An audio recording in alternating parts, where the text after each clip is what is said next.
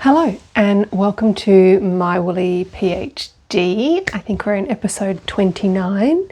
I'm Liz Scarf and this is a weekly vlog about what I am currently learning and making in my anthropology PhD all about wool. You can find a brief overview of the project in the introductory video on the channel if you're new here, and welcome. As promised quite a few weeks ago, today I want to talk about sensory hierarchies, but I must admit, as I reflect on what I actually have planned to say, I think it's not that interesting to me. But there is something about the sensory stuff that is very interesting, so I kind of go off in that direction. Let's do it. Yeah, a little bit more about sensing and perception itself is a bit more interesting to me. But anyway, sensory hierarchies in the anthropological sense, so in terms of a cultural concept, it's really very basically just this idea that some senses are considered more important than others in cultures, or they somehow have more centrality or more utility, or they are ascribed different kinds of value. So in Western sort of Anglo-European cultures, certainly post-Enlightenment, there's this argument that the sense of vision and hearing, to a lesser degree, are for the generation and communication of knowledge, and they're superior to the senses of taste, touch and smell that are simply for pleasure. They're more base or primal or primitive senses, of course. And I start grinning because I'm thinking, you're thinking the same thing as me, which is really unlikely, but is the ways in which, therefore, sensory hierarchies and things can get operationalised in colonial and racist ways as well. That is definitely a different topic for another video, probably not on this channel because it's a few too many steps from wool, but it's really interesting. Anyway, in anthropology, there's definitely been more attention on what people perceive, especially what they see and hear, rather than how they perceive. And definitely less attention on what people taste, touch and smell and how they do these things, and the role of taste, touch and smell in social ordering, which is a lot about what anthropology is about. And so I think, it's changing. There's a lot more interest in sensory ethnography or sensory attention on senses in cultures in much more complex ways than there has been in the past. Now, sensory hierarchies have a different meaning in other disciplines, and it's more about challenging the notion of sort of discrete or linear sensory perception, even this notion of five senses. It's not only like a cultural thing, but also even within the culture that developed it, it's also just not really how sensing and perceiving actually work, this kind of idea that we're splitting up sensory perception. And this is where some anthropologists, and Tim Ingold, who I would have spoken about before, has done some significant work in this area. He's gone all transdisciplinary and explored how people perceive their environment, and of course discovering that senses are not discrete processes. Like, we don't just see, we don't just hear, we don't just feel, but that perception, and any form of perception, actually involves the whole body in motion in its environment. And this draws on the work of James Gibson here. But I also think, and I haven't read anything about this yet, but I also think that for many people, not everyone, but I also think perception, I'm sure this is written about actually, but I haven't come across it yet. If you have, let me know who. I'll get there eventually. But perception's not just about the body in motion and environment, but it's also about the storytelling and narrating we do about the experience as well. And I'm really interested in that connection between the sensing moving body and the storytelling that is happening, I think, as a perceptual process, as a way of understanding or translating perceptual experiences before we even get to realizing we're having a perceptual experience. Anyway, that's a little bit of a tangent I hadn't planned for. I'm going to come back to that later. So one article that I have been reading, though, that engages this thinking about the perception being the whole body and emotion in the environment. Excuse me. This is an article by an Icelandic academic, Katrin Anna Lund, who I've mentioned here before, I think. And the article is called Seeing in Motion and the Touching Eye, Walking Over Scotland's Mountains. I have to say, if there's ever an article that sells anthropology, this has got to be it. Lund's research for this was 12 months in the Scottish Highlands, going for walks with mountaineers and interviewing them. I mean, that's a pretty sweet research gig. I got a pretty sweet research gig. These are great advertisements for anthropology. Anyway, it's a lovely article. She and in this article she explores seeing as a process, and then what we actually see and how it's inseparable from how our bodies are moving across and therefore touching landscape and the terrains that we're inhabiting, and how the nature of these terrains also impacts what we are seeing because of the way it directs how the body will move, what your eyes are doing out of either necessity or choice, as they're engaged in sort of tasks of moving and staying on your feet, and also looking at landscapes, other features, people, etc. She also does discuss the construct of landscape as scenery, that is like something to see, because there's lots of different ways we might relate to place and landscape.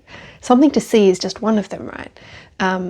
This is a super interesting bit in the article, but again, not the topic of focus here.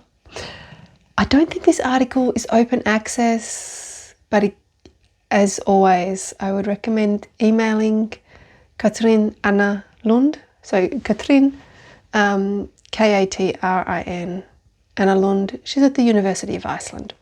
Anyway, so next time you're walking, you could notice how the terrain you're walking on impacts what you're looking at and what meaning or experiences that generates. So I often grumble about this when I'm on bushwalks on really uneven tracks, right? Well, I just have to look down so much and I miss the views. So this article made me really think about going on beyond that kind of grumbling to think about it more critically. It's certainly more interesting to me than just complaining. It can ruin a good bushwalk when I'm just whining about the terrain. But so in her article, Lund mentions how the mountaineers that she was interviewing, one of them was saying that getting to know the country and getting to know yourself is the same thing. And so I think about what am I and what could I get to know about country and self as I'm looking down to plan my footfalls, different to what do I get to know about country and self as I look up at vistas and trees, etc. That having to look at the ground doesn't mean I am not also getting to know self and country in the same time. So that, I don't know, made me think about a different way to walk, especially when I'm bushwalking or anywhere with uneven terrain. And of course it made me think about pigs again, because I'm thinking about pigs a lot. If you're new to wool, pigs don't grow wool. I should not be thinking about pigs, but PhDs, you think about lots of things. I'm thinking about them a lot in terms of walking, this sort of walking sensing thing, because the group of pigs that I'm spending time with live in a paddock with tussocky grass. So it's kind of quite clumpy. And then there's like these little valleys in between, and navigating it is quite complex. And I suspect I'm going to write a paper about it, so I won't go into it too much. But it does catch my attention a lot, so I think there's something there. Yeah, I don't know, it would be a bit autoethnographic, like just writing about my own experience. And I'm not sure what I think about autoethnography in the context of anthropological work, so we'll see. But from what I've been told, we won't even use like half the data we collect in the field. We won't use even half of it in the thesis. So pigs and walking could be a fun side quest. There's lots of side quests to come out of the data, basically. Okay, that's what I've been thinking about, and that's all I want to say about sensory hierarchies, because I'm just much more interested in the perceiving body as a whole, and it's so fascinating to me. What have I been making this week? Well, I have finished my first Lopapesa, and if you've been here before, you might recall that I'm trying to knit one a month while I'm here on this visit. So I'm here for 4 months this first visit, and I did this in about the first 3 weeks, so that's great. It's big chunky yarn. Well, it's not chunky literally.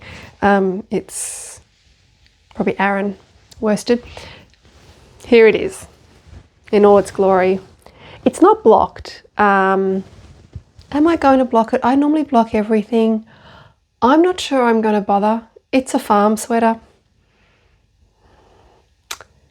Maybe I don't know. Okay, I will. I thought, oh no, I need to wear it because it's starting to get cold. But actually I wore it today and it was too warm. So I can block it, but I wanted to show it to you at least before I got it in there. So it's nice. I am having some regrets about this colour choice here. Not enough contrast. Actually looks better on the video than it does in real life. If you look very closely, you will see some of these little boxes that don't have the little pattern in there. I don't know if the pattern's got a mistake or if I misread it. Either could happen. I don't know. Everything else is kind of fine. Anyway, so I had to sort of make some little fixes here and there to make up for my misunderstanding, but I'm pretty happy with it. And yes, so this is the if you're Icelandic, you might say it, I think, Gilhagi Lopapesa, but Gilhagi if you're not. Gilhagi Lopapesa by Hilda Sveinsdottir, and this is on Ravelry. And Hilda is actually the president of the Hand Knitters Association of Iceland too. She's very awesome. I got to meet her when I was buying the pattern and the yarn at the association. Now, is it scratchy? Yes, it is scratchy actually. The Istex, this is Istex Let Lopi yarn, and it doesn't bother me too much, which I really thought it would. I thought I was one of those people who, I can't deal with scratchy yarn. I don't like mohair scarves, I must say, but this is fine. Yeah, some people say they get softer with wear and washing, and some people say they don't. So I don't have another Istex yarn sweater to compare it to, so I will come back to you on that in a couple of months. But yes, I'm happy with that, and it is warm, and I did wear it out feeding animals today, and it was a bit windy, and I did feel like it was a bit windproof actually. Obviously not completely windproof, but I was surprised how insulating and warm it is. I don't know whether that's just because it's Icelandic wool or because I have not worn a sweater that's like Aran worsted weight before, so maybe I just don't know much about wearing kind of thicker knits. Could be it, but we'll see. Okay, now one other thing that made me think was I should have added some short rows to the back because it comes up too much at the front without them, right? And it brings me to this interesting thought about knitting common sense. So, which I've heard referred to by European knitters actually, is about knitting common sense. But for many of us who didn't grow up in knitting cultures and who maybe didn't grow up with knitting, we tend to follow patterns quite like to the letter until perhaps we get more confident with improvisation and making adjustments to suit our own body shapes and things. But I think there's quite a few European patterns that don't include absolutely everything you should do because they assume some knitting common sense, right? Which is not actually common to not knitting or non-knitting cultures. Such as, yes, of course you would just add short rows to the back. The pattern doesn't need to include that. So anyway, I quite like this idea as it's going to push me to learn to improvise and modify more, which increases my knitting skills. So that's cool.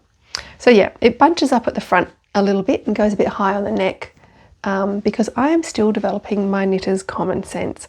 My next Lopapesa, well, actually, yeah, I've started swatching for the next one, and it will be the Fern and Feather by Jennifer Steingass, and this pattern was recommended to me by an expert Lopapesa knitter here in Iceland, and I'm knitting it all in the yarn Huldaband from the Uppspunni mini mill here in Iceland, and this is 100% Icelandic wool and processed very differently to the Istex process, and it's a lot softer. It's all undyed yarns too for this one. And I'm told it pills a lot to begin with, but after like 1 or 2 dozen cleanups, it settles down after that. Yeah, so that's next on the cards for making. And yeah, that's it. Thanks for watching. I feel like there was something else I was supposed to say, but that's all I got in my notes. Yeah, excellent. I will see you next week.